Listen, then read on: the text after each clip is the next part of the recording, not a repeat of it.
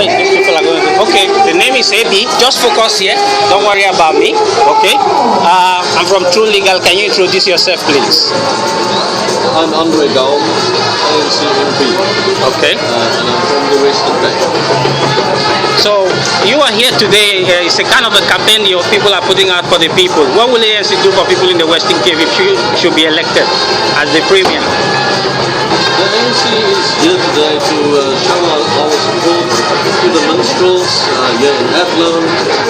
We believe that is a very important tradition here in the Western Cape, and that we should do all we can to make sure that this tradition is there for many generations to come. The ANC wants to ask the people of the Western Cape to give us an opportunity to govern this province. We have never governed this province alone. There was a time when we governed it together with the NNP, but at no stage the ANC governed this province alone. And we believe that the story of this province and the story of the city of Cape Town is a story of two cities, one that is rich and affluent, the other one that is poor. And we want the people of the Western Cape to give us the opportunity to put that right, to integrate this province and the city, to make sure that there is equality of education, to make sure that our poor schools also deserve get the attention they deserve, to make sure that schools, traditional schools that have been very important for the ANC, are not closed but supported. That was one of our important campaigns in the last couple of years, when the DA wanted to close some of our prevalent and very important schools. We believe that schools should be supported. We believe that everyone should have equal opportunity in this province as far as education is concerned, as far as housing is concerned, as far as sanitation is concerned.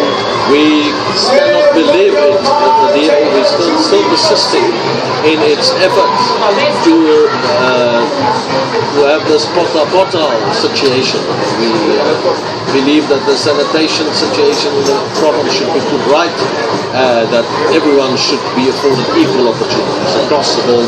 That's why the ANC is campaigning so strong to win the Western Cape, and that's why we ask all the people of the Western Cape from all population groups to support us. So what will you say to white South Africans or Capetonians who are scared that the ANC will grab their land or take their property if they should have majority to rule in the Western Cape?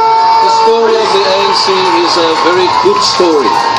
Since 1994, even white people have become more affluent than they used to be. It is not a situation of them not being looked after, and therefore white people should support the notion that all South Africans are equal and should be treated equally and should get equal opportunities, because that is also the guarantee for white people to make sure that this country works and that we can take this country forward in a positive direction. But what about women? What guarantee will you give to women? Should they vote ANC? What protection will you have for them, especially those who are suffering abuse, all kinds of abuse?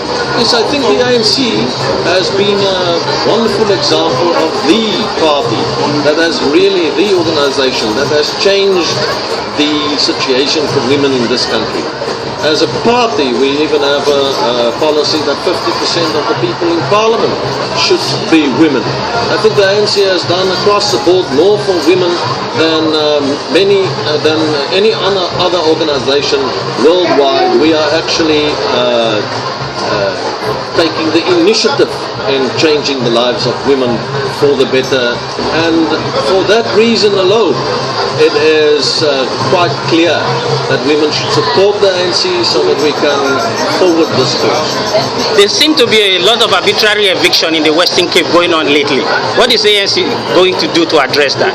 That people, the leading governing party doesn't take advantage of their majority to abuse people who don't have accommodation or a place of residence. The majority party in the province today is only looking after after the interests of the affluent and not looking after the interests of the poor.